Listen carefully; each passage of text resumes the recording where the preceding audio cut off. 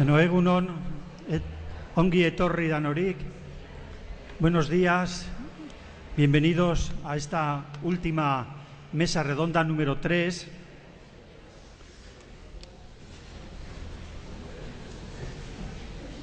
Bueno, es un placer recibir, acompañar y presentar a compañeros de la profesión con este currículum y con esta historia de trabajar en temas que son los que está debatiendo este congreso.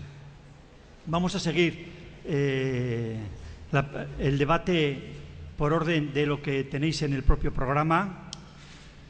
En principio, la idea es poder contar con 20 minutos por cada ponente, a expensas de que al final nos queden algunos minutos para hacer alguna pregunta. Posiblemente, según como hayamos de tiempo, no habrá tiempo para muchas preguntas, pero alguna cuestión que pueda suscitarse en la sala podríamos aprovechar. La idea es que a la 1 podamos dar paso a la clausura.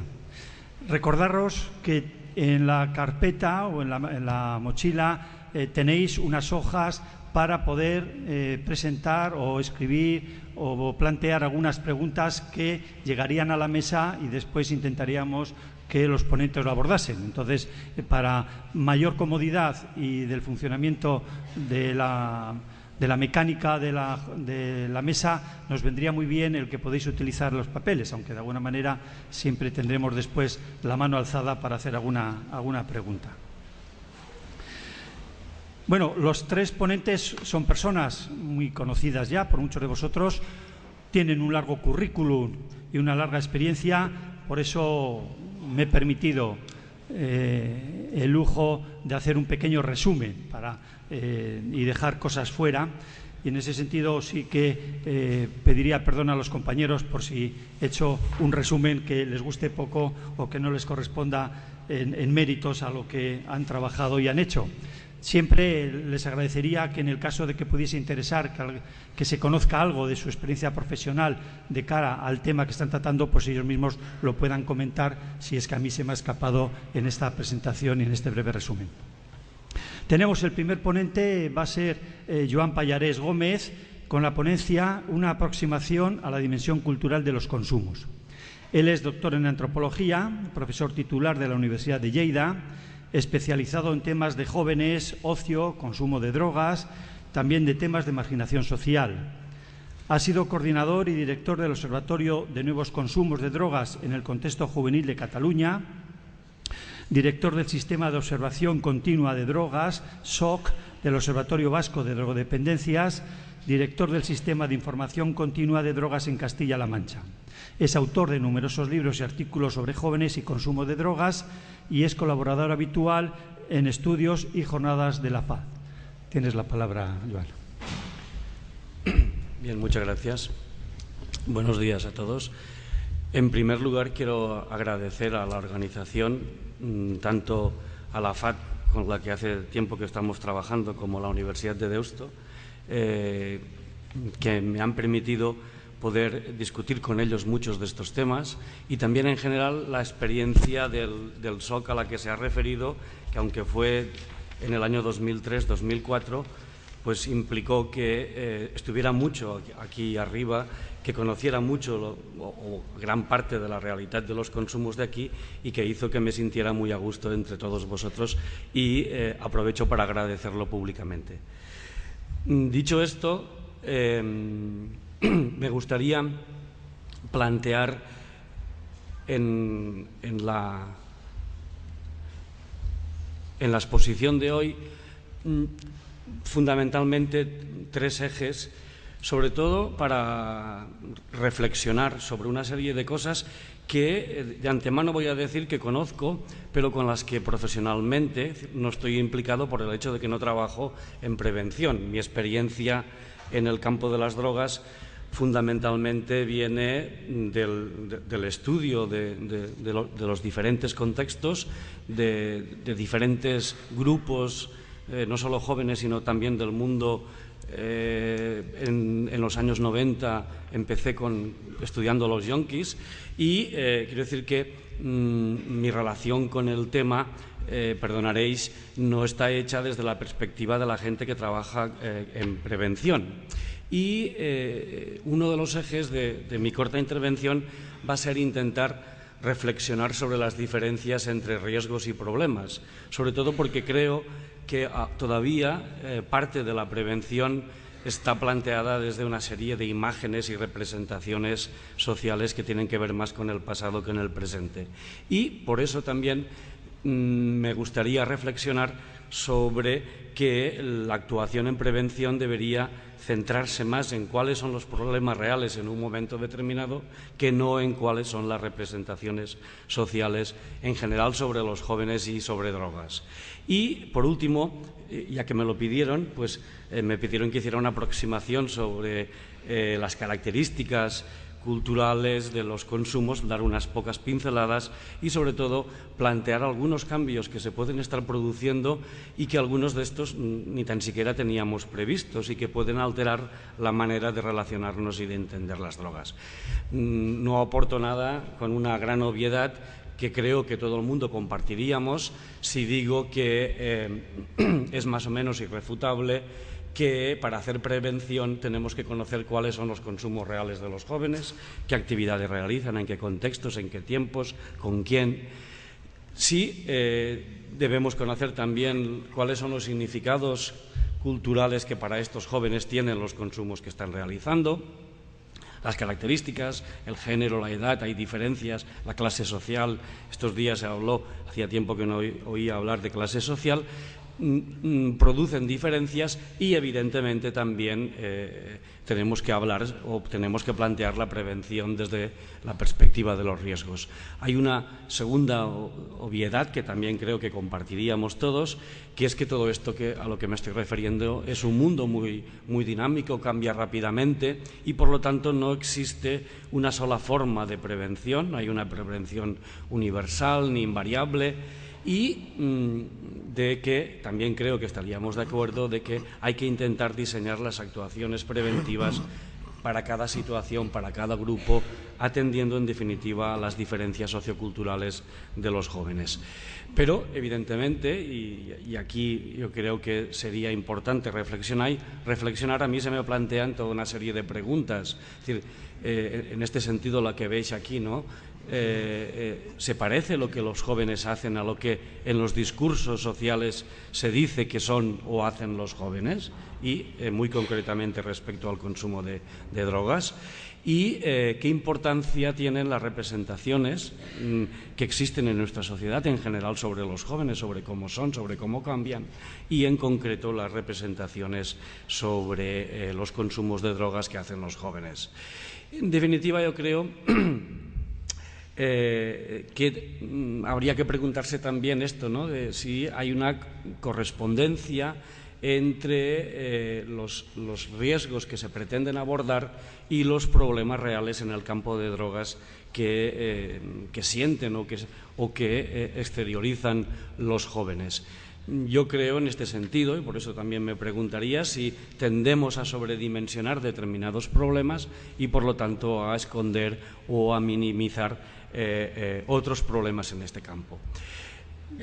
Esto lo tenéis en el texto, pero para hacer voy muy rápido, tenemos muy poco tiempo, pues he sacado esta cita del texto porque creo que estas preguntas son toda una serie de reflexiones que nos podríamos hacer y que, en definitiva, a mí lo que me interesa de estas cuestiones es hacer flotar las inercias que hemos ido acumulando en las políticas de prevención y que yo creo que son el resultado o el intento de respuesta a todas unas representaciones que son presentes, que los medios de comunicación contribuyen sobremanera a extenderlas, a difundirlas, sobre los riesgos y los problemas de drogas que fundamentalmente responden a una imagen que emergió en los 80, pero que ha cambiado radicalmente.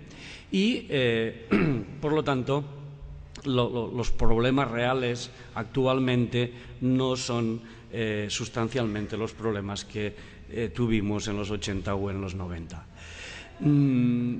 Como que la segunda parte tenía que referirme un poco a las dimensiones culturales de los consumos, es difícil en tan poco tiempo, y sobre todo porque hay una gran heterogeneidad de jóvenes y de formas de consumir, pero a grandes términos y escondiendo, por tanto, muchas particularidades de determinados grupos. Yo creo que hay un grupo dominante, mayoritario, o al menos es el que se ha reflejado más en las representaciones, que es aquellos jóvenes que salen con una cierta asiduidad, que consumen fundamentalmente alcohol, en menor proporción cannabis, y en determinadas ocasiones algunos de ellos se introducen al consumo de cocaína, y un grupo menos numeroso que hace también consumos de alcohol, pero más intensivos, sobre todo chicos, sobre todo son los que no ligan y por la noche aún permanecen más horas que los demás en los sitios que están abiertos, que alargan más las salidas, que salen más frecuentemente, que consumen sobre todo cocaína con mucha más intensidad. Y entre estos dos grupos de jóvenes se encontrarían toda una serie de situaciones y configurarían, por decirlo de alguna manera, pues la inmensa mayoría de los consumos de drogas por parte de los jóvenes en la actualidad. La diferencia entre ellos, yo creo que hay que situarla en cuanto a cuál es la frecuencia y la intensidad de sus salidas y de sus consumos. Y todo esto ha generado en nuestro país pues una especie de normalidad. ¿Normalidad por qué? Porque se asume que los consumos, cuando son en tiempos y en espacios de fiesta, ya está bien, porque se supone que deben hacerlo los jóvenes, y también se acepta que en determinadas situaciones, vacaciones, San Juan, determinadas fiestas, en las ferias, hay momentos de intensificación de estas oportunidades de consumo. Y esto, además, certificado o aprobado por la mirada de los adultos. ¿Qué sentido tiene todo esto?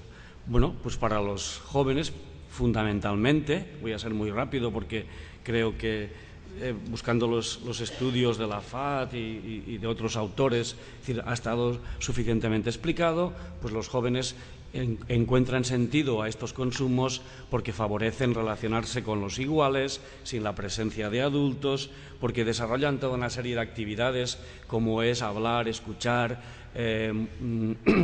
música, exhibirse, ligar, viajar, etcétera, y porque en su imaginario las drogas facilitan estas actividades o en determinadas situaciones las potencian, se viven con más intensidad, y a la vez, fundamentalmente, que las drogas les abren a los otros jóvenes y les proyectan a los consumidores, sobre todo a los chicos, como más atractivos y sociables. ¿Qué buscan ellos? Bueno, pues esto, fundamentalmente la diversión, desinhibirse, estimularse en estos contextos de fiesta, aguantar despiertos y activos, potenciar toda una serie de rituales y de juegos de acercamiento, tienen dificultades para entablar relaciones y moverse entre espacios muy heterogéneos. La ebriedad, este intento de romper con la normalidad, aunque sea repetitiva cada fin de semana o cuando se intensifica en momentos de fiestas, y sobre todo llevar a cabo conductas que difícilmente se suelen llevar en la vida normal. Hay toda una serie de elementos, pero que no podemos entrar, y también en determinados momentos de la noche, pues intentar relajarse, intentar poder dormir, o en otras circunstancias desconectar de la realidad o evadirse de los problemas que puedan acuciarles en la cotidianidad. También creo que han sido un elemento fundamental para construir identidad juvenil, reconocida por ellos y por los adultos, y para crear una serie de lazos entre ellos, porque son uno de los elementos de identificación que además lleva a compartir unos espacios, unas actividades y unos consumos parecidos. A la vez también hay un elemento, yo creo, de seguridad en estas actividades, de empatía hacia los demás, en definitiva de apertura, que es lo que buscan, siempre mezclando, secuenciando las sustancias en función de las situaciones, en función de los momentos. Y, evidentemente, un elemento que creo que es fundamental, que esto les permite experimentar con determinados riesgos. La pregunta es un poco, y salió directa o indirectamente en la interesante discusión de ayer y ha ido saliendo en las jornadas, si los riesgos son equiparables a los daños o a los problemas, y creo en este sentido, y no voy a entrar porque bueno, está más desarrollado en el texto, lo podéis ver, hay una confusión ideológica entre lo que son los riesgos y los daños, porque hay una gran distancia entre los daños o los problemas reales de los jóvenes y los riesgos a los cuales están expuestos. Tiene que ver con una obsesión, antes hablaba Javier sobre la necesidad de seguridad, y tiene que ver también con la alarma social que ya se vio ayer en la discusión, si era bueno o no tener alarma, probablemente como para tener más fondos como profesionales sería interesante aumentar la alarma, pero la alarma siempre genera toda una serie de problemas sobre la gestión, sobre los consumidores. Entonces yo creo que es negativa, ¿no? Bien, en todo caso, es decir, dejo aquí esta reflexión. Y, sobre todo, creo que hay que enfatizar este elemento, lo han dicho muchos estudios, de que ciertas actividades de riesgo bueno, son imprescindibles para crecer, para la transición entre el mundo adolescente y llegar a ser joven, y luego de ser joven y llegar a ser adulto. De hecho, hay una familiarización, en cierta forma, con los riesgos, y más que comportamientos en los consumidores o en la mayoría de los consumidores, más que ver comportamientos compulsivos, creo que lo que se da es una cierta forma de estar en determinadas edades en el contexto social, y cómo con la edad la inmensa mayoría de los consumos van desapareciendo. De hecho, la inmensa mayoría, cuando nos vamos haciendo adultos, dejamos eso o dejan eso de las drogas. Yo tengo un poco preocupada a mi madre porque tiene 86 años, y el otro día, cuando le dije me voy a Bilbao, ¿y a qué vas? Digo, pues a hablar sobre drogas. Y dice, ¿aún estás metido con estas cosas? A ver si lo dejas. Y le dije, sí, la semana que viene lo voy a dejar, o el mes que viene lo dejo. Bien, es decir, que hay una transición al mundo de los adultos que implica también una maduración, una responsabilidad y una experimentación con los riesgos. Pero entre la mayoría de nosotros ha primado la perspectiva, más que de los problemas reales, la perspectiva de los daños. Y creo que aquí hay un elemento que quizá no se ha sabido utilizar suficientemente, y por eso lo he remarcado en negrilla, ¿no? Que es los mecanismos que los mismos jóvenes utilizan para poder discernir, porque en definitiva, es decir, la mayoría de los jóvenes en el consumo de drogas, ya os he dicho antes para qué y qué sentido tenían, todo aquello es beneficioso desde su perspectiva, y la mayoría de los jóvenes lo que buscan es beneficios más que daños en los riesgos. Y entonces llega un momento en esta transición al mundo adulto, que cuando alguien desfasa o alguien se pasa o alguien atraviesa una raya, pues entonces los demás le llaman la atención, o él mismo o ella misma es consciente, y entonces empieza toda una serie de decisiones personales para intentar reducir los posibles problemas o daños. Y es un campo, yo creo, que debería ser muy importante para trabajar o actuar.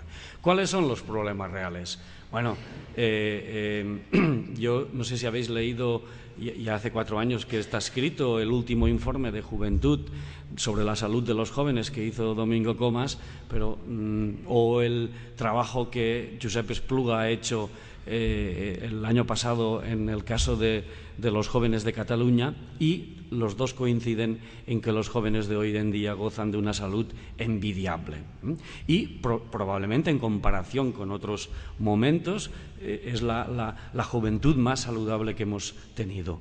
Y además que su salud no parece, y esto lo dicen ellos en sus informes, no parece distorsionada por los consumos de drogas ilegales, a pesar de quizás el alto nivel de experimentación que se está dando.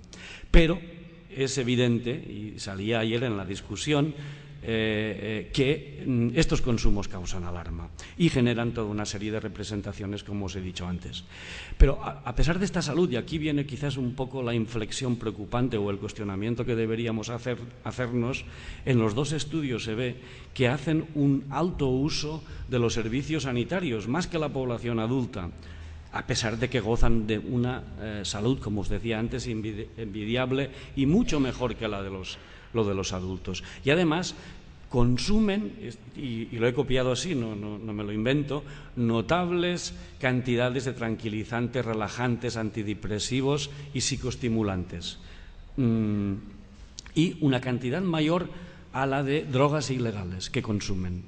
Además, obtenidos todos por prescripción médica. Aquí hay un interrogante grande porque no está quizás suficientemente estudiado, a ver si podemos estudiar este campo, ¿no?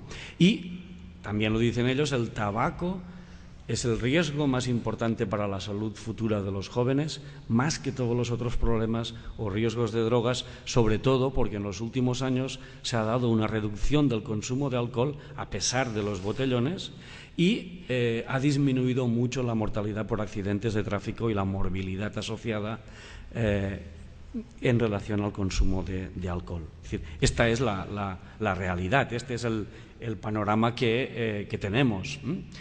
Repito que las representaciones van por otra parte. Como que me quedan 2 minutos todavía, ¿no? 3 o 4.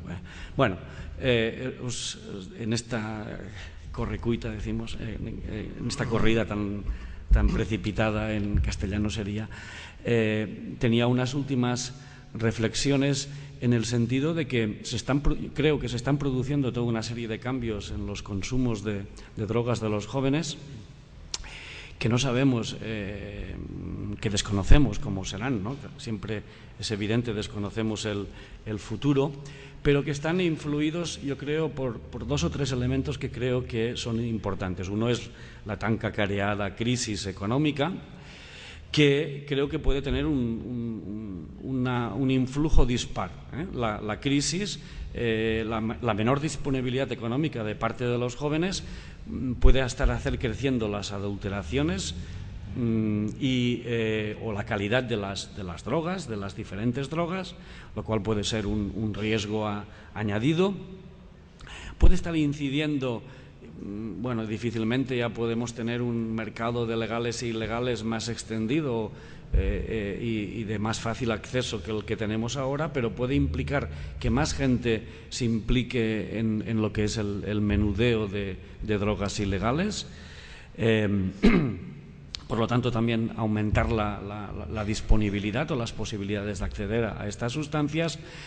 Por otra parte, puede generar una disminución de las salidas festivas, que en general yo creo que se está dando una tendencia a que se concentran. Se sale menos veces, aunque las veces que se sale, pues a lo mejor se sale con mayor intensidad y se va menos a locales, lo cual puede también ser un elemento desde la perspectiva de los riesgos de que puede haber tal vez a lo mejor menos controles sociales informales, me refiero. Y tal vez, y esto es un interrogante, esto puede generar, bueno, pues o mayores riesgos o mayores posibilidades, como os decía, de que disminuyan los consumos. De hecho, yo creo que se está dando un cambio importante, sobre todo porque las drogas ya no tienen aquella importancia en el imaginario de los jóvenes que tenían en los últimos años. Y hay un cambio también relacionado con las tecnologías de la información y de la comunicación, en el sentido, creo, es una hipótesis, de que probablemente sobre todo el alcohol y los porros era un elemento que marcaba la transición de la niñez a la adolescencia y luego después la cocaína de la adolescencia a la juventud. Bueno, pues esa significación o ese elemento o ese ritual de paso que se realizaba con las drogas y sobre todo con el salir autónomamente sin la presencia de mis padres, quizás se está sustituyendo por la incorporación de los adolescentes a tener una cuenta propia de Facebook o a poder disponer de su ordenador sin la presencia o sin el control de los adultos. Y el ritual de paso que marcaba el paso de la niñez a la adolescencia, en lugar de, o además de las drogas, es decir, las tecnologías de la información le están restando importancia y significación cultural al consumo de drogas.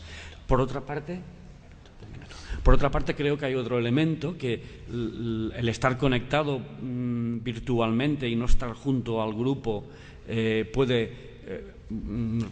está reduciendo los momentos de contacto, de encuentro interpersonal real y, por tanto, está disminuyendo las posibilidades de inicio en grupo, sobre todo respecto a lo que es el consumo de alcohol y el consumo de cannabis.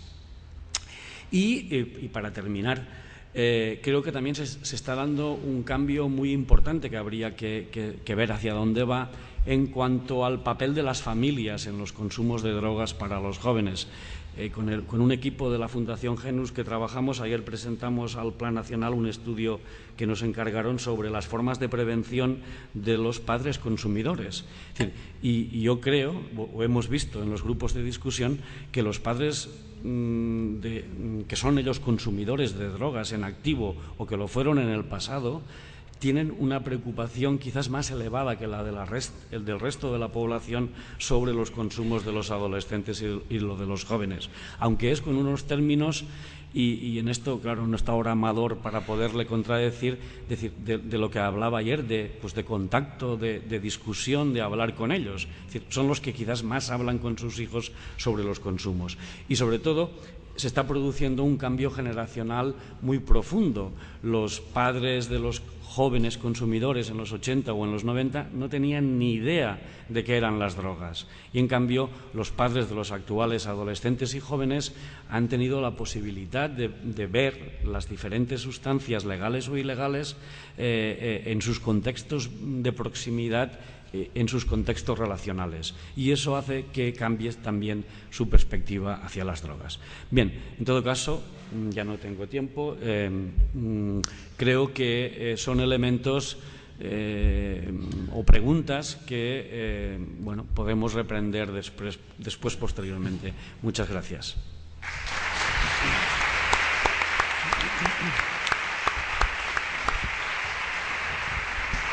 Muchas gracias, Joan. Y ahora tiene la palabra Carmen Meneses Falcón, que nos va a hablar de riesgo y etnicidad, claves para la prevención. Ella es doctora en Antropología Social y Cultural, con la tesis titulada Mujer y heroína, un estudio antropológico sobre la heroinomanía femenina, dirigida por Juan Gamella en la Universidad de Granada.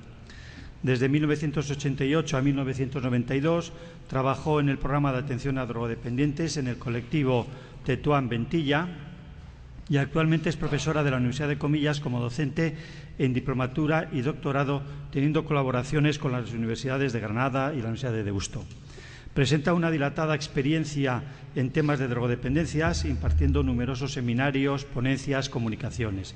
Es también directora de investigaciones, consejera de redacción y autora de diversos artículos y publicaciones como Intervención en drogodependencias con enfoque de género para el Instituto de la Mujer, Prevención de las drogodependencias en el ámbito escolar para la Universidad de Comillas, La opinión de los drogodependientes en prisión, tratados por Proyecto Hombre para la editorial Proyecto Hombre. Tienes la palabra, Carmen. Muchas gracias. Bueno, buenos días a todos y a todas. Quiero aprovechar este momentito para agradecer a la FAD que me haya permitido participar en esta mesa. Y como hay poco tiempo, yo voy a exponerles una serie de cosas concretas que tienen, desde mi punto de vista, una implicación importante para la prevención. Ahora mismo somos un equipo trabajando de 4 universidades, como bien han comentado, trabajando sobre los consumos de drogas en adolescentes. Cuando decimos adolescentes estamos hablando de la ESO, de educación secundaria obligatoria. Nos interesaba, en unos estudios anteriores que realizamos, la interconexión de los consumos de drogas con otros comportamientos, como las relaciones sexuales, la seguridad vial y los actos o actuaciones o acciones de violencia. Por cuestiones de tiempo, solo me voy a centrar en el tema de drogas. En la investigación anterior vimos que nos salía en una encuesta representativa que hicimos, nos salían algunos grupos con cierta diversidad cultural que tenían el porcentaje de todo. Claro, con una variable en la que el chaval se autoidentifica, nos parecía demasiado aventurado sacar muchas conclusiones. Hicimos un segundo proyecto, que es el que estamos ahora, profundizando muchísimo más en esa diversidad cultural. Y en concreto son los grupos de chicos y chicas adolescentes gitanos, chicos y chicas adolescentes latinos, y bueno, pues a partir de ahí surgen otros tipos de diversidad cultural que hay en los centros educativos, como chinos o chicos de procedencia china, del Magreb, etcétera, etcétera. Pero nosotros acotamos principalmente en estos tres grupos. El trabajo lo estamos haciendo, como he dicho antes, en 3 comunidades autónomas: Madrid, Andalucía y País Vasco. De hecho, los datos que traigo, hemos recogido el trabajo de campo en junio. Hemos analizado un poquito en julio y lo que le traigo ahora mismo, que es una primicia de los primeros resultados del trabajo, es fundamentalmente en Madrid. Por una razón: gitanos, por ejemplo, hay mucho más en Andalucía, después está Madrid y en el País Vasco hay muy pocos. Y los compañeros del País Vasco pues se las han visto y se las han deseado. Pero es muy interesante cuando completemos los análisis ver si lo mismo que encontramos en los chicos y chicas gitanos en Andalucía, en Madrid, se da en el País Vasco, porque tiene serias implicaciones para la prevención. Hay 2 conceptos que no me voy a detener mucho, pero muy brevemente voy a mencionar para entrar en la exposición y en los resultados que quiero plantearles a ustedes. El primero, riesgo. Riesgo lo entendemos como, muy bien ha comentado mi compañero, daño, pero también puede ser oportunidad. Puede producir un daño, pero puede producir una oportunidad de aprendizaje. En el texto expongo un poquito más este concepto como lo entendemos desde el equipo y en particular. Segundo, el de etnicidad. Es un concepto ambiguo que manejamos en antropología, pero que a fin de cuentas hace referencia a algún tipo de identificación. Nosotros podíamos identificar a los chavales, por ejemplo, a los latinos con la procedencia. De hecho, tenemos el dato, pero queríamos que ellos se autoidentificaran. Y entonces los chicos y chicas latinos, gitanos, o como he puesto en el artículo, payos, autóctonos, no gitanos, sería más correcto, se han autoidentificado ellos. También tenemos la autoidentificación nacionalista, pero bueno, pues todo no da tiempo a analizarlo y yo traigo algunos datos simplemente. La obtención de datos quiero detenerme un poquito porque deja muchos elementos para la prevención. Para empezar, el trabajo, como os he dicho, lo hicimos de enero a junio. Tuvimos que localizar dónde estaban los chicos y chicas gitanos y latinos, pero no fue muy complicado. En cuanto empezamos a preguntar, hay cierta segregación y hay ciertos centros donde hay una mayor acumulación que en otros. Segundo, acceder a los centros no era fácil, entre otras razones porque había una parte de preguntas que era sobre sexo. Y entonces, pues los profesores no tenían a lo mejor problema que les preguntáramos, pero pensaban que los padres se les podía venir encima. Y un dato, por ejemplo, que hemos sacado, el 20% de todos los chavales de primero de la ESO ya tienen relaciones sexuales. Mucho más acusadas en chicos y chicas gitanos y en chicos y chicas latinas. Es más, los investigadores recogimos los datos en los centros y, de hecho, no había centro que no encontráramos adolescentes embarazadas. Con lo cual es un dato importante a tener en cuenta. Y las concepciones que a veces se tienen entre el consumo de alcohol y las relaciones sexuales no estaban muy claros, a raíz de las preguntas y respuestas que ellos nos formularon. Segundo, los instrumentos que nosotros hemos recogido de información han sido mediante una encuesta y mediante grupos de discusión. Hemos analizado un poquito ahora mismo lo que es la encuesta, pero los grupos de discusión estamos también trabajando en ellos. Curiosamente, cuando teníamos chicos y chicas gitanos, teníamos que entrar en el aula 6 y 7 encuestadores. Entre ellos estábamos los investigadores, porque tenían grandes problemas de lectoescritura. Estamos hablando de primero, segundo de la ESO. Y si pasábamos a tercero y cuarto de la ESO ya no había gitanos. Ya estaba asumido por el sistema que se iban.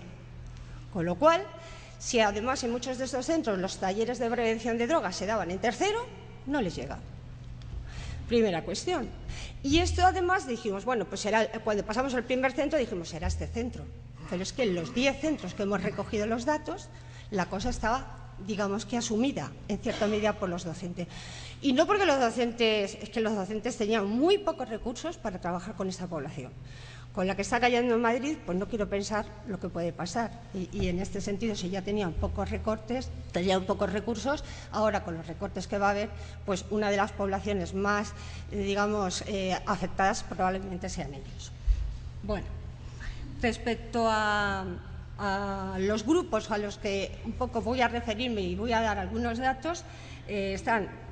Latinos hemos llegado a una población de 748 chicos y chicas adolescentes, gitanos 164, que querríamos ampliar un poquito ese número, y payos o autóctonos no gitanos, que serían 1.245. ¿Cómo lo hicimos? Bueno, pues voluntariamente, por supuesto, entrando en el aula, pidiéndole su participación y ofreciéndoles al centro,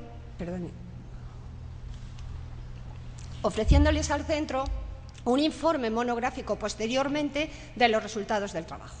De tal manera que cada centro en junio les ofrecimos un informe de todos los comportamientos de riesgo con unas orientaciones de prevención para que durante el próximo curso pudieran trabajar dentro de esos distintos centros, bueno, pues algunas de las sugerencias y algunos de los resultados que habían salido. ¿Consumo de drogas en los últimos 12 meses? Bueno, pues divididos, secuenciado en función de los grupos que estábamos analizando. Una de las cosas que nos ha llamado mucho la atención, que lo metimos porque la investigación anterior era el café.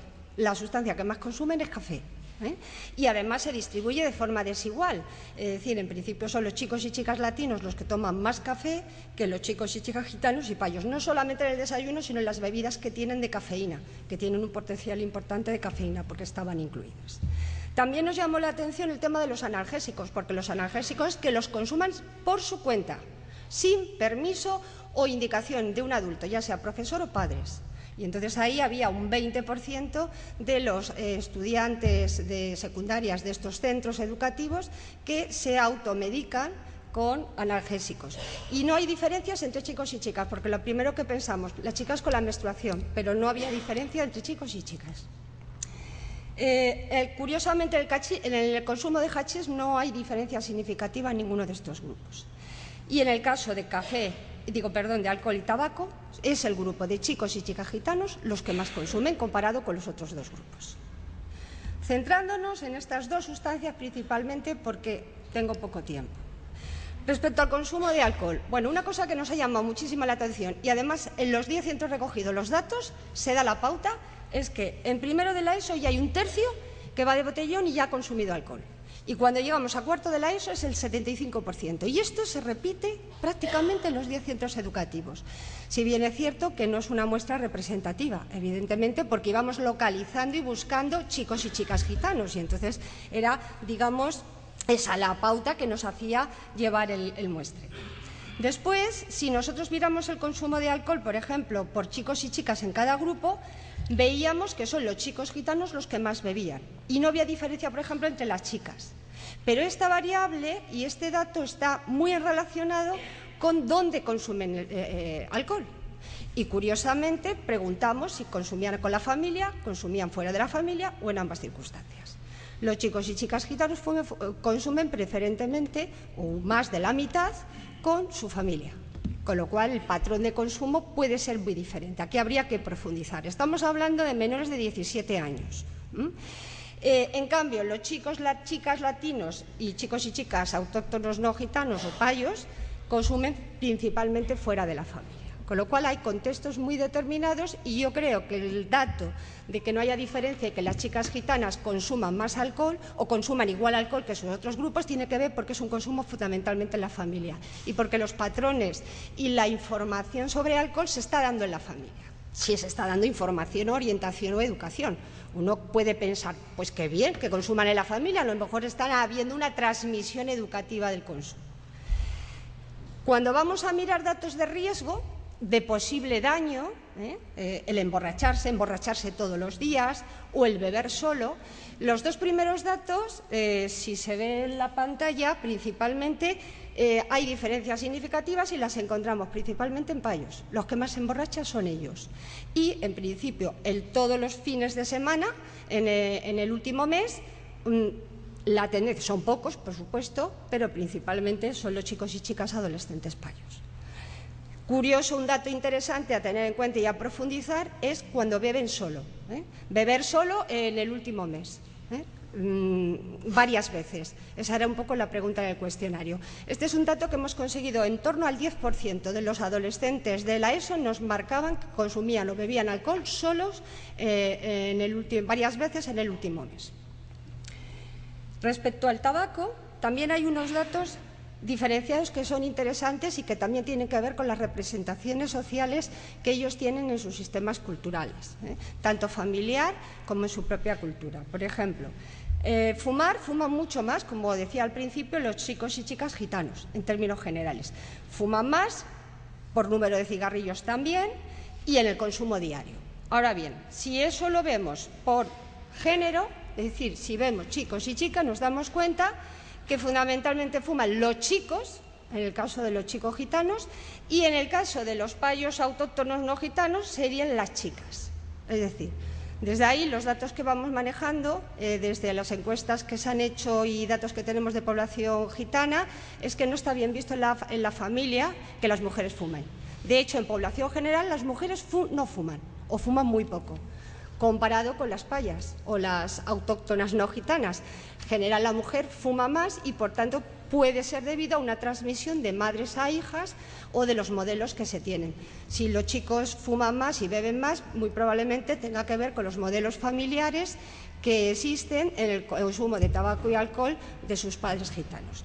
De hecho, por una parte ahí vemos claramente como los padres fuman mucho más en los payos, pero cuando dividimos entre padres y madres encontramos que los padres de chicos gitanos fuman mucho más comparado con los otros dos grupos. Y en el caso de las madres coincide que es mucho más en el caso de las madres payas o latinas en un momento dado. Por otra parte, ya para terminar, el grupo de amigos también hemos encontrado unas diferencias que nos parecen importantes y que tienen que ver un poco con sus contextos culturales. Por una parte, los chicos gitanos tienen muchos más amigos que fuman y, por tanto, puede ser un patrón de iniciación entre ellos, desde otros datos cualitativos que manejamos, mientras que probablemente en el caso de los latinos, pues a lo mejor puede haber tanto algunos como ningunos, o en el caso de los payos. Es decir, pueden tener una variedad de chicos y chicas que fumen o no fumen, mientras que en el caso de los gitanos, siendo además chicos, son varones y puede ser un patrón masculino principalmente. Con lo cual, con estos datos primeros que estamos analizando, que son primicia como quien dice, es decir, tenemos que seguir profundizando, viendo un poco qué pasa también en Andalucía y qué pasa en el País Vasco, con la muestra del País Vasco, estamos viendo cómo se intercruza o se cruza la variable o las categorías género y etnicidad. Y de tal manera que las representaciones y los modelos de los padres y del ámbito familiar y de los amigos van a tener un impacto importante en los adolescentes. En ese sentido, y para terminar, como he dicho muy brevemente, iba a ser mi intervención, comentar un par de cosas que nos parecían importantes. Primero, los mensajes creo que deberían ser, a nivel preventivo y de intervención preventiva, tendrían que ser en función de la diversidad cultural y de las diferencias de género. De hecho, en diferencias de género ya algo más parece que se ha ido calando, por lo menos en tratamiento, algo más en prevención. Sin embargo, en cuanto a una especificidad a la hora de plantear actuaciones y mensajes preventivos en función de la diversidad cultural, yo creo, desde los datos que manejamos, que todavía no hemos incorporado esa dimensión. De hecho, quizás en el caso de los chicos y chicas gitanos haya que haber una diferenciación importante a la hora de intervenir. Los mensajes no van a ser los mismos a los chavales, primero porque su percepción del riesgo del tabaco, desde los datos cualitativos que tenemos, parece que son muy diferentes a la de los payos. Es decir, consideran que no es para tanto lo que les están diciendo del daño que puede producir el tabaco, cosa que mientras tanto, por ejemplo, en el discurso de los chicos y chicas payos ya sí que plantean, sí, esto ya sabemos que es malo, pero seguimos fumando. Es decir, la información ni siquiera a veces la tienen colectivos con diversidad cultural muy concreta. Con lo cual, si los mensajes no los diferenciamos, a nivel de prevención los mensajes, las intervenciones no van a fructificar.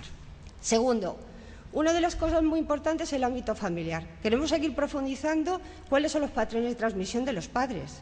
Es decir, nos ha llamado la atención poderosamente que estamos hablando de menores de 17 años que no pueden beber alcohol y beben en casa. Habría que profundizar si es que realmente lo que se está dando es un nivel educativo y los padres están enseñando a beber a sus hijos.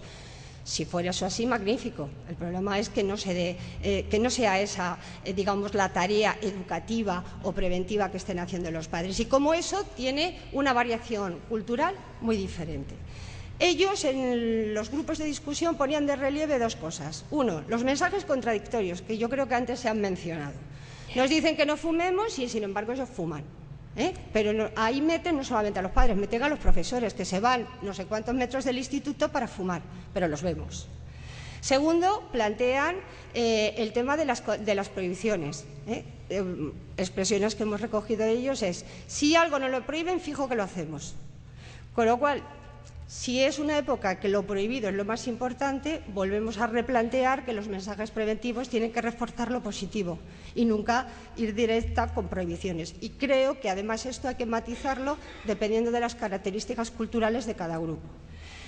Y por último, una cosa que me parece fabuloso y que aplaudo a la FAD, que es la invitación a los propios jóvenes a participar, a que ellos sean los protagonistas en la prevención y en las intervenciones preventivas. Yo aquí incluiría y comenzaba en mi intervención con agradecimientos a la FAD y quiero acabar con una sugerencia, y es que el año que viene, pues si se puede incorporar, le va a costar encontrar, pero si puede incorporar a algún chico o chica con una diversidad cultural, entre ellos gitanos, sería ideal, para que poco a poco entre ellos se vaya planteando también el tema de la prevención propia y adaptada a sus mensajes, a sus representaciones sociales y culturales. Muchas gracias.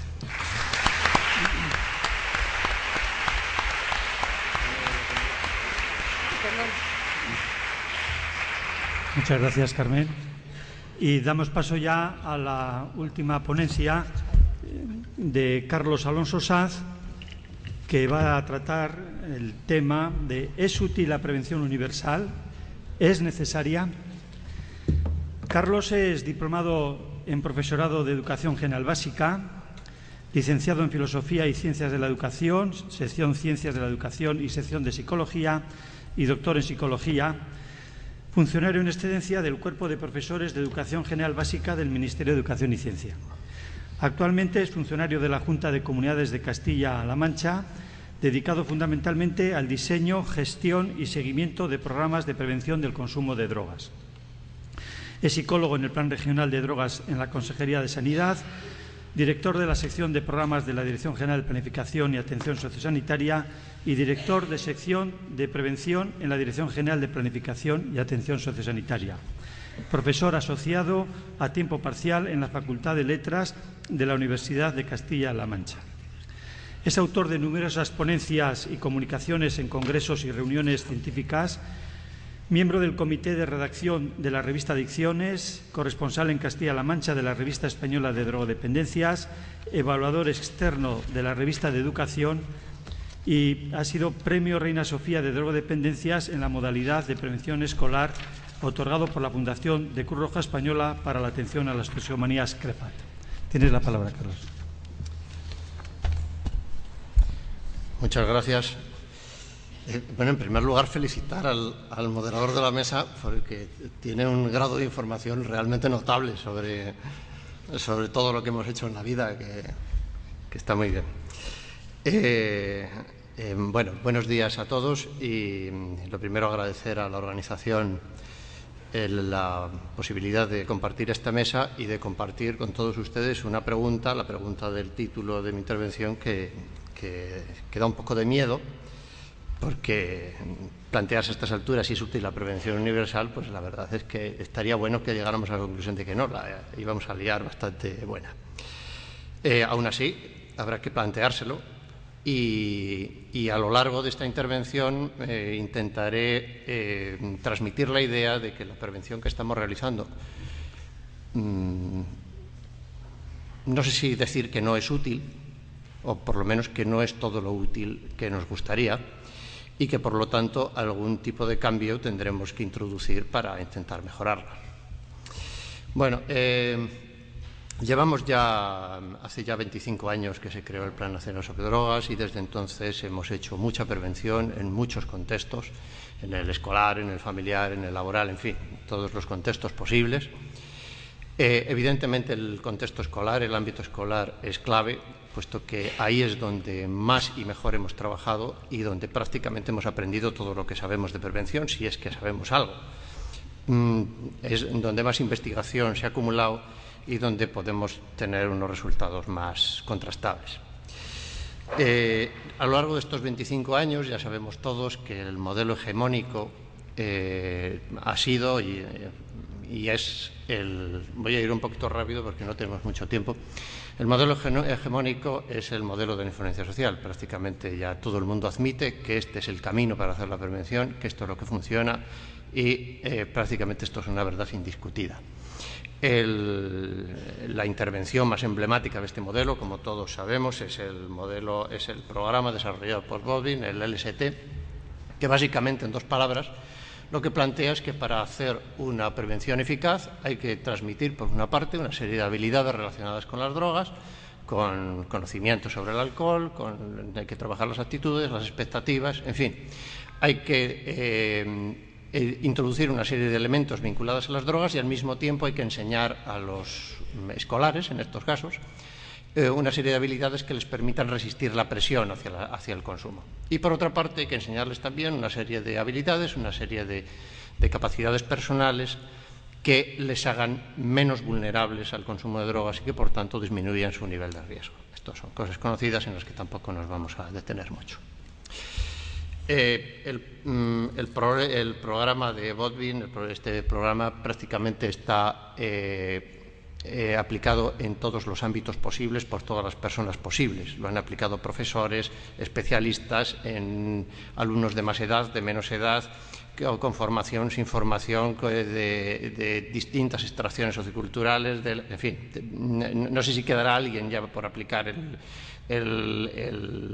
este programa y por valorar sus resultados. Hay una enorme cantidad de literatura científica sobre él y parece que siempre funciona y siempre funciona bien, hasta el punto de que se admite de una forma generalizada que es quizá la mejor alternativa. También es verdad que no es oro todo lo que reluce, porque no es menos cierto que ha habido ya algunas revisiones publicadas en los últimos años que vienen a decir que tampoco es para tanto y que, si bien es cierto que parece que sí tiene cierta utilidad en la prevención del consumo de drogas ilegales, pues hombre, con las drogas legales funciona, pero bueno, con algunas reticencias. Y además hay que tener en cuenta que este programa se ha aplicado y se ha valorado exclusivamente, o prácticamente en todos los estudios, en población americana, en Estados Unidos, y que no sabemos muy bien si funciona en otros contextos. Entonces, aunque parece que las perspectivas en prevención escolar son buenas, hay que tener cierta precaución en los resultados. Precisamente para intentar ver si este tipo de programas funcionan en otros contextos, algunos autores concretamente han puesto en marcha este programa, el programa Unplugged, para ver si el modelo de la influencia social funciona también en otros contextos, por ejemplo en el contexto europeo, y parece que los resultados son cuando menos esperanzadores. Entonces, dentro de lo escolar, digamos que de la prevención escolar, digamos que hay cierta esperanza. No es que todo funcione, no es que todo funcione siempre y, desde luego, no es que los resultados sean espectaculares, sobre todo con determinadas sustancias, especialmente con las sustancias legales. Pero bueno, digamos que hay ciertas posibilidades de admitir que estamos en una buena línea de trabajo, digamos. Esto en cuanto a la prevención escolar, pero ya he dicho que trabajamos en otros muchos contextos. Trabajamos en el contexto comunitario, en el contexto laboral, en el contexto familiar, en fin, en otros muchos contextos hacemos prevención. ¿Qué es lo que pasa en esos contextos? Pues la verdad es que no tenemos ni la menor idea de qué es lo que funciona, de hasta qué punto funciona todo eso que hacemos en estos otros ámbitos. Por ejemplo, solamente por citar un ejemplo, los programas de prevención en el tiempo libre que tanta aceptación han tenido y tienen todavía en nuestro país, pues la verdad es que no tenemos ni la menor idea de hasta qué punto son eficaces. Y, desde luego, lo que sabemos, lo poco que sabemos, no parece avalar mucho su eficacia. Las pocas revisiones que hay, más bien parecen indicar que, bueno, que pueden tener alguna utilidad en el caso de poblaciones de riesgo, pero que, como estrategia de prevención universal, su utilidad es bastante dudosa. Si asumimos que la literatura científica no ofrece una evidencia incontestable de que lo que estamos haciendo lo estemos haciendo bien y de que funcione, porque bueno, tenemos los programas escolares, algunas cosas funcionan, son capaces de producir pequeños cambios, nada espectacular, y sobre el resto de las estrategias y de los contextos de intervención, pues parece que lo que sabemos es muy poco y lo poco que sabemos parece que indica que no funciona demasiado. Es decir, no tenemos pruebas de que lo que estemos haciendo esté funcionando. Si no tenemos pruebas, pues podemos recurrir a la realidad, a ver qué es lo que está pasando. ¿Qué es lo que ha pasado con las drogas en España en los últimos 15, 20 años que llevamos haciendo la prevención, que seguimos haciendo hoy día? Bueno, no hay más que ver la gráfica de los consumos de drogas en los últimos años. Tampoco hace falta hacer un análisis sofisticado para darse cuenta de que, a la vista de la simple representación gráfica, los consumos no han cambiado sustancialmente. En el mejor de los casos, siendo muy optimistas, los consumos no han cambiado sustancialmente. Estos son los datos de la encuesta domiciliaria de los últimos 13 años. Y, vamos, las líneas representativas de las prevalencias casi no pueden ser más horizontales. En otros consumos podemos ver el consumo de cannabis, por citar solamente las sustancias más significativas. El consumo de cannabis, pues sí, es cierto que algunos indicadores ha bajado a veces un poco, luego vuelve a subir, pero bueno, en conjunto, yo creo que si somos optimistas, podemos decir que el consumo de drogas no ha variado sustancialmente en los últimos 15 años. En estos 15, 20 años que llevamos haciendo la misma prevención que estamos haciendo ahora. El consumo de cocaína, pues bueno, poco más o menos lo mismo. Efectivamente, hay veces que ha bajado, es cierto que ha habido algunas reducciones en algunos momentos. Otras veces ha subido. Cuando baja nos acordamos mucho de la prevención que estamos haciendo, cuando sube no nos acordamos nada de lo que estamos haciendo. Quizá eso sea injusto a la hora de valorar cuál es el efecto de lo que estamos haciendo. Pero vamos, en conjunto parece que esto fluctúa y parece que fluctúa de una manera arbitraria. Desde luego, después de 15 o 20 años de prevención, no parece que podemos asociar los resultados a una tendencia más o menos estable. No digo ya a una reducción evidente, cuando menos a una tendencia que parezca indicar que nuestros esfuerzos tienen alguna repercusión sobre el consumo de drogas. En algún caso, por ejemplo, en el caso de la cocaína, hay algunos que dicen, hombre, es que ha habido casos, por ejemplo, en el 2003 hubo una reducción del consumo de cocaína en el último mes. En fin, ha habido algunas variaciones sustanciales y tratan de asociarlas a la puesta en marcha de determinados programas de prevención del consumo de cocaína, por ejemplo, en este caso. Yo creo, y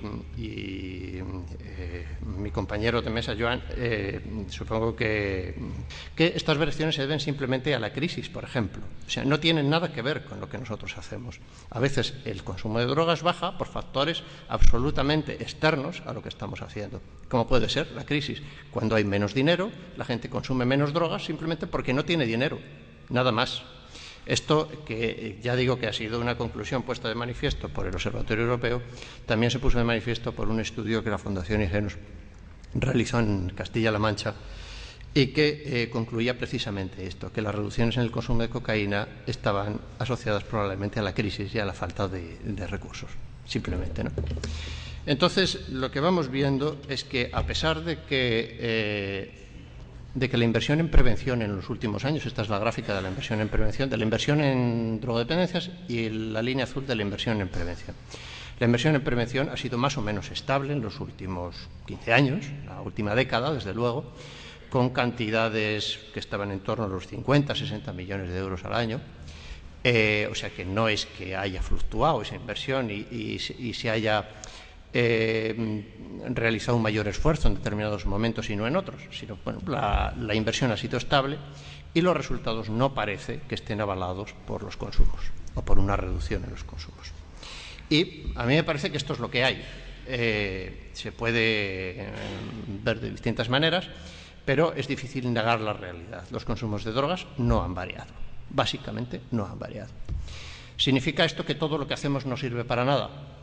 Bueno, pues cada cual tendrá que sacar sus conclusiones.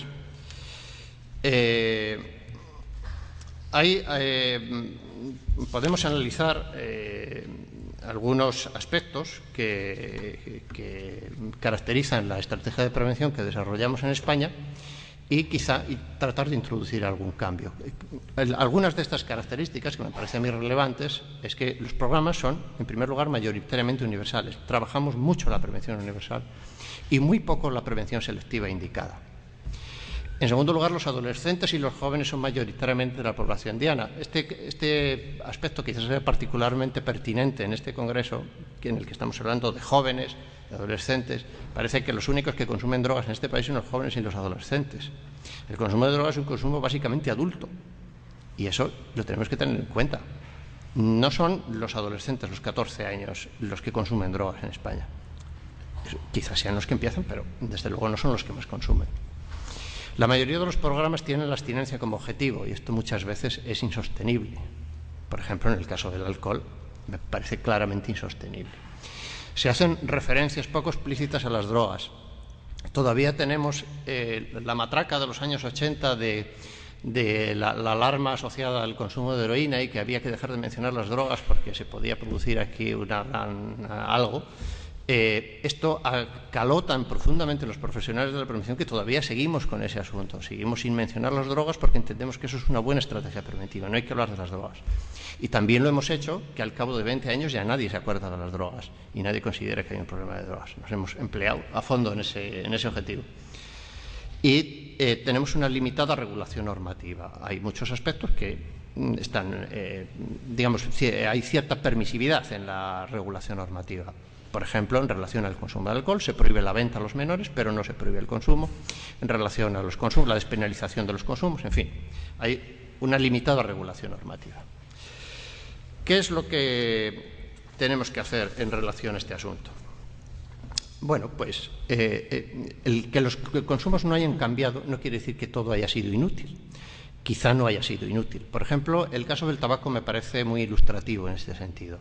Después de años y años de insistir sobre las consecuencias de los consumos, sobre los perjuicios, sobre la necesidad de años de educación para la salud, etcétera, etcétera, etcétera, después de todo eso, sin conseguir modificar los comportamientos, al final ha venido a ser una norma la que realmente haya introducido un cambio radical en el consumo de tabaco en España. ¿Quiere esto decir que todo lo que habíamos hecho atrás no ha servido para nada? Pues quizá no. Quizá precisamente eso lo que haya creado es el clima social que haya permitido que esta norma haya sido aceptada y haya sido respetada. Pues quizá en el resto de las drogas tenga que pasar algo así. Y quizá todo este trabajo de todos estos años, que aparentemente no ha servido de mucho, si nos fijamos en los consumos, quizá no haya calado en el comportamiento, pero quizá se haya calado en la conciencia social de que el consumo de drogas es un problema y que, por tanto, estemos dispuestos a admitir ciertas incomodidades. Y aquí es donde llega la primera cuestión que habría que plantearse. Lo primero que hay que, entiendo yo, que hay que promover es un debate científico y social sobre las drogas. Lo primero que tenemos que tener claro, no nosotros, todo el mundo tiene que tener claro, es si, por ejemplo, en el caso del alcohol, si el alcohol es un problema o no es un problema, porque a lo mejor no es un problema para nadie. Bueno, pues si es un problema, ¿cuáles exactamente los problemas que eso genera? ¿Cuál es el nivel de problema que la sociedad está dispuesta a asumir? Porque evidentemente hay un cierto nivel de problema que la gente está dispuesta a asumir.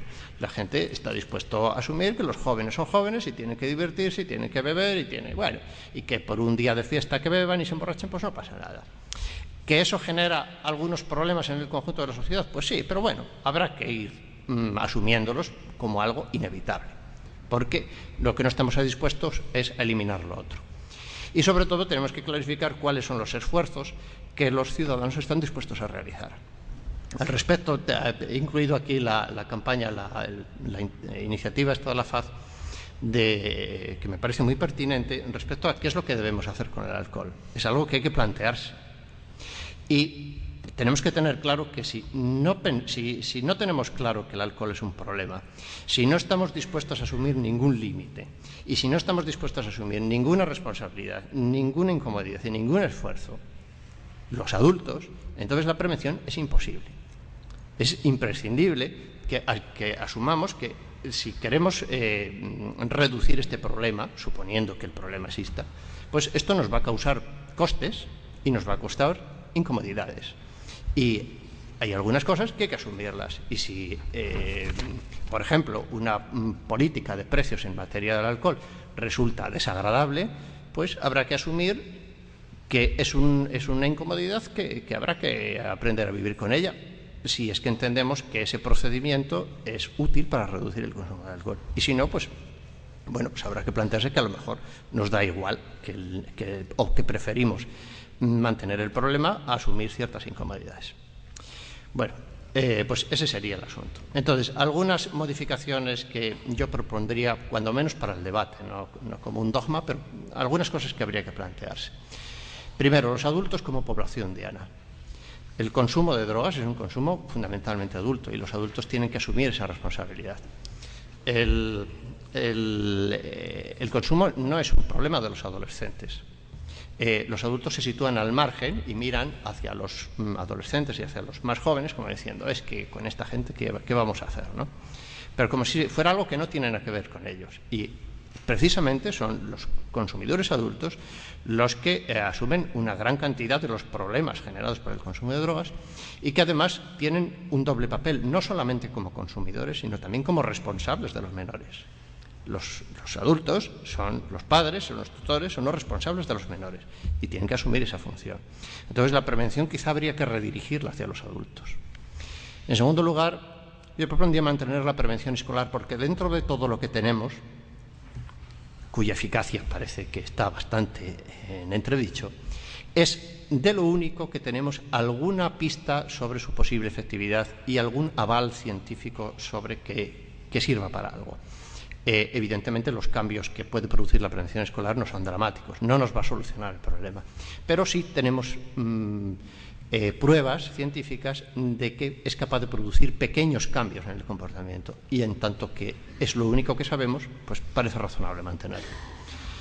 Habrá que hacer un esfuerzo suplementario sobre el conjunto de la sociedad para lograr una mayor concienciación que sea capaz de promover esa implicación adulta sin la cual es imposible reducir el consumo de drogas. Los adultos tienen que considerar que este es un problema suyo, no es un problema de los jóvenes, y que ellos tienen las claves para modificar esos comportamientos.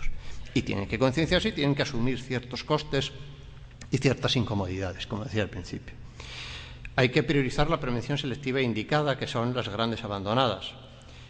Quizá habrá que revisar las enormes inversiones que se están haciendo en algunos programas cuya utilidad es más que dudosa y quizá esos recursos redirigirlos a otro tipo de intervenciones. Creo que la prevención selectiva indicada permitirá lograr una mayor eficiencia en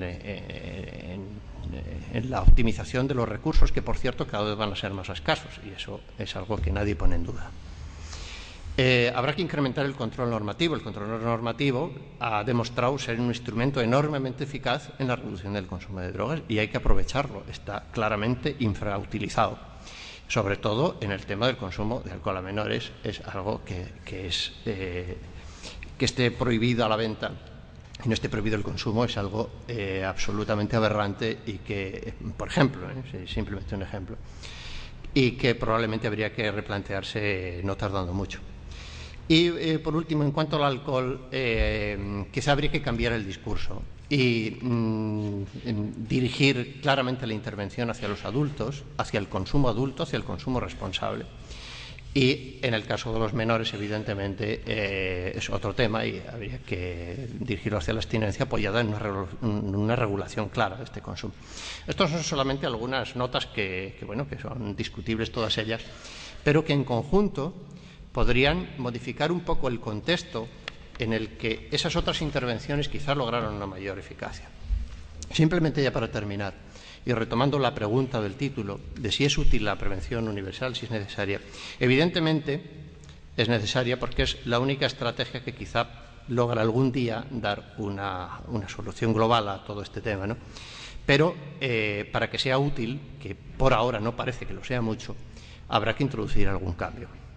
Y el primer cambio la primera condición para introducir este cambio y lograr soluciones efectivas en la prevención del consumo de drogas es asumir que lo que hacemos no funciona, o por lo menos que no funciona tan bien como nos gustaría, y evitar las actitudes de autocomplacencia que están tan extendidas entre los profesionales de la prevención, que tanto nos gusta decir lo bien que lo hacemos y lo bien que funciona lo que hacemos, cuando no es cierto, y que no ayudan en nada a mejorar las intervenciones y permiten que algunas estrategias se perpetúen año tras año a pesar de su manifiesta falta de efectividad. Entonces, habrá que introducir un poco de espíritu crítico en todo esto y tratar de optimizar los recursos que, como ya digo, van a ser cada vez más limitados. Muchas gracias.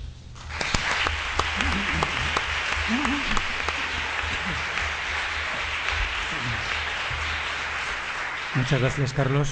Bueno, nos queda tiempo justo para contestar a las preguntas que han venido de la sala. Una pregunta va dirigida a Carmen, vamos a hacer la primera, que dice así: la participación de los jóvenes en la presentación de conclusiones ha sido un acierto. Al hilo de la sugerencia suya de incluir en ese grupo a jóvenes de diferentes etnias, ¿cree usted que las conclusiones o reflexiones habrían variado sustancialmente? Y si fuera así, ¿en qué sentido podrían haber sido?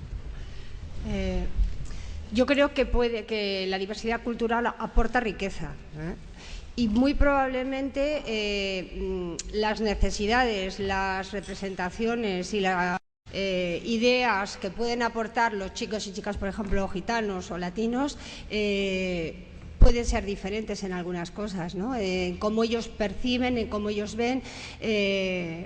Bueno, pues los propios consumos. Para empezar, ellos tienen una percepción desde lo que vamos analizando totalmente diferente al respecto. Entonces, yo creo que puede ser un enriquecimiento para el propio grupo de jóvenes.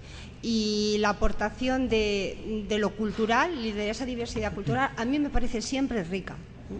¿En qué concreto? Si la pregunta quiere concreción, pues ahora mismo no sabría un poco aportar una concreción concreta, o sea, dar un detalle concreto, ¿no?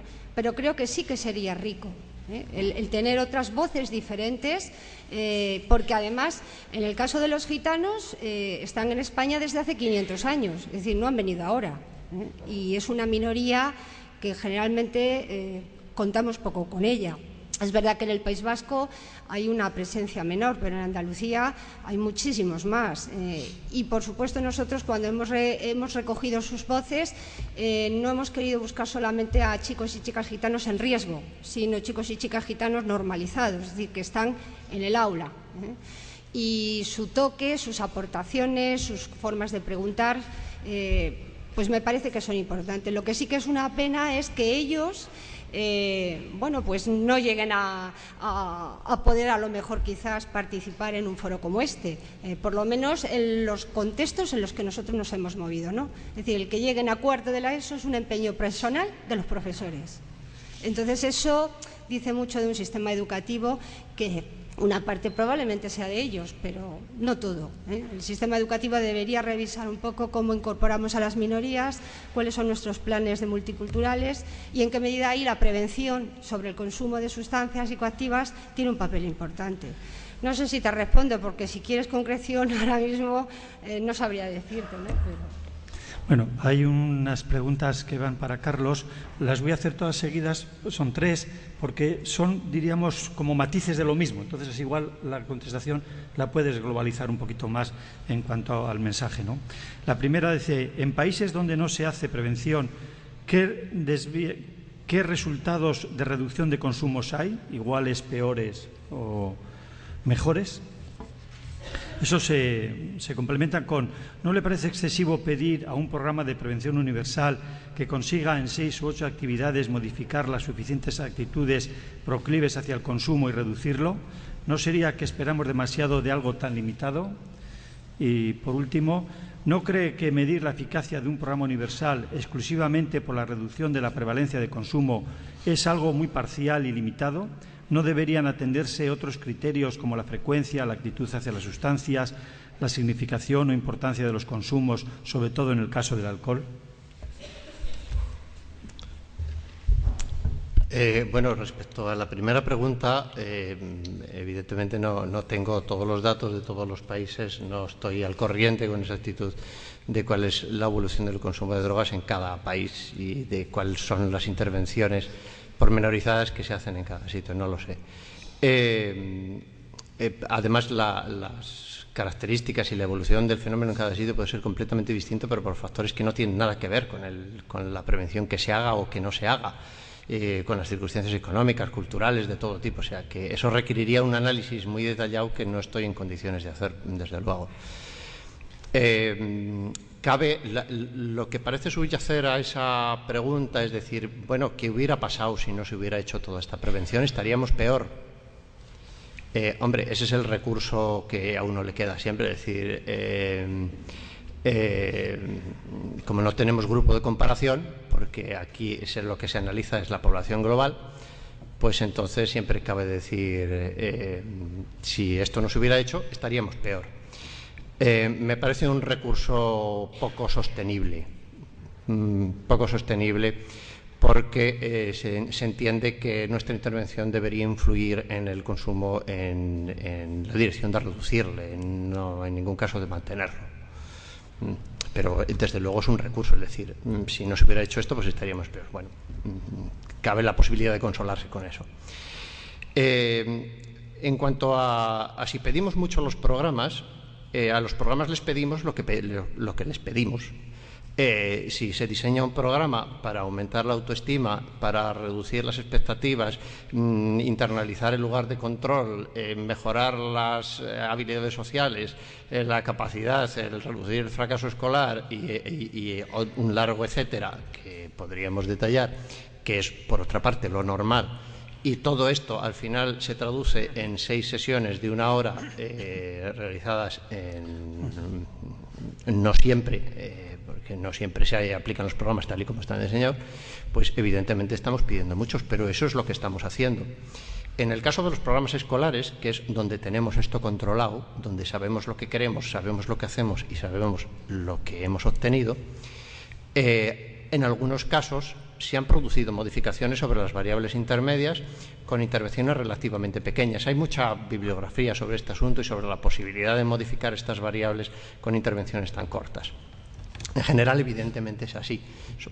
Por ejemplo, variables de personalidad, como la autoestima, intentar modificarlas con 2 sesiones de media hora es una locura.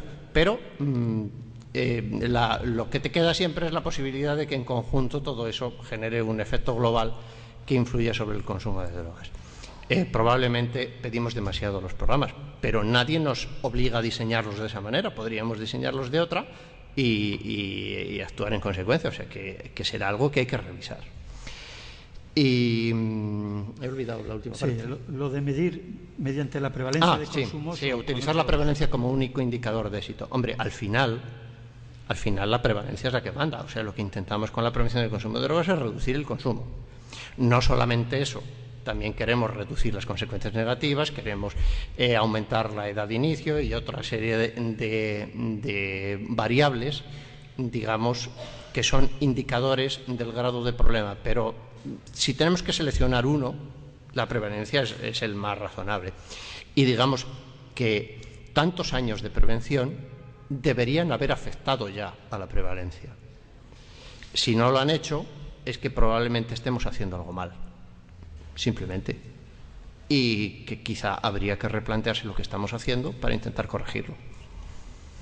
Nada más. Bueno, ahora a la 1 pasamos al acto de clausura y después a la conferencia de Samina Ahir. Muchas gracias a Joan, a Carmen y a Carlos.